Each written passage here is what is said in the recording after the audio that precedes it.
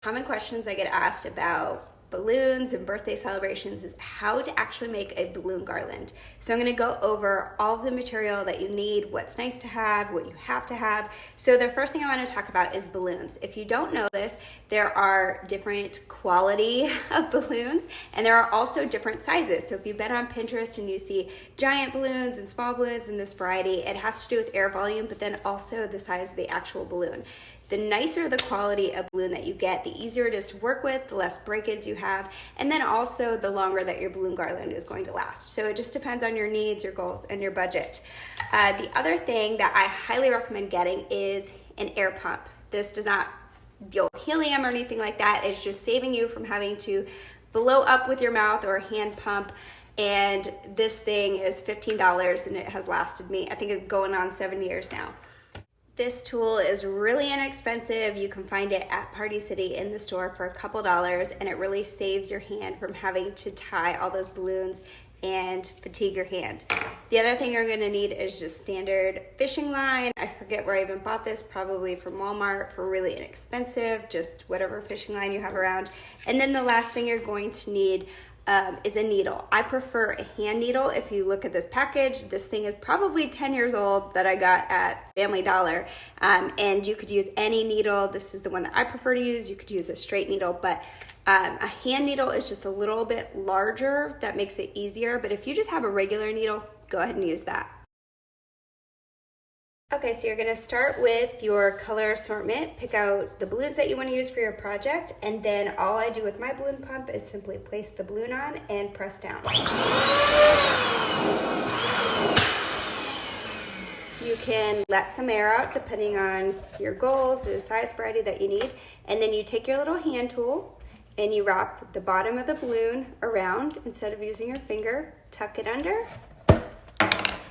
And now I've tied my balloon without damaging my skin.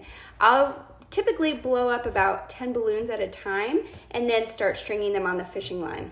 Okay, so as far as the fishing line goes, you want to cut pretty good excess amount over what you think that you're going to need. That way you have wiggle room, and then also you'll be able to tie loops at the end so that you can hang your garland from little hooks. All you're going to do to make your balloon garland is blow up your balloons. You're gonna take this little end and you're simply going to go through with your needle and string your balloon onto your garland. And that is it, simple as that.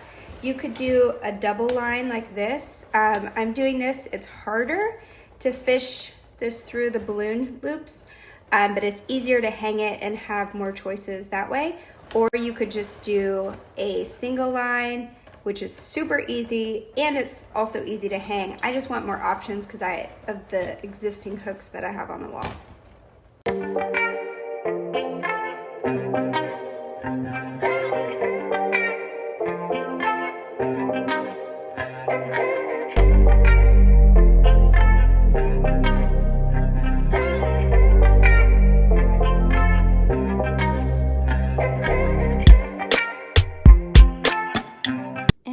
If you want to temporarily hang your balloon garland, you can use command strips. I have some existing hooks up here that we use for Christmas decorations, so you can just use what you have or grab some command strips.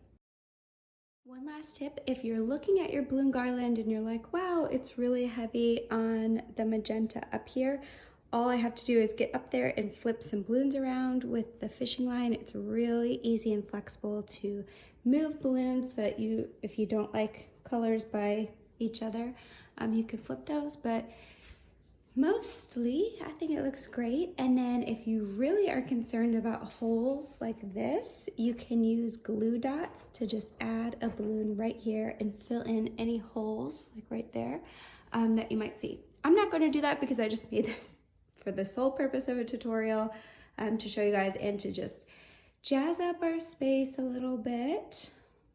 So yay.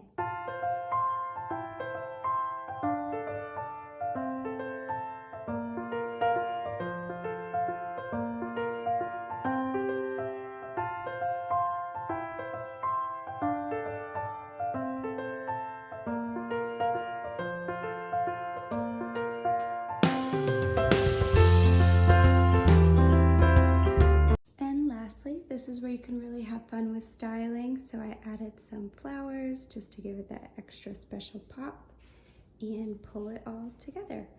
You could add leaves, other accessories, whatever you choose. And then here I actually added another section of balloons. So if you get your balloon garland up and maybe you decide you want to continue this down or across, you could actually just add some fishing line, string your balloons up, and then if you have excess on the ends, like I said, it's super easy to just tie on additional string of balloons. And I just have these placed in here. You could do glue dots if you need it to be more secure for an event, but I just popped them in.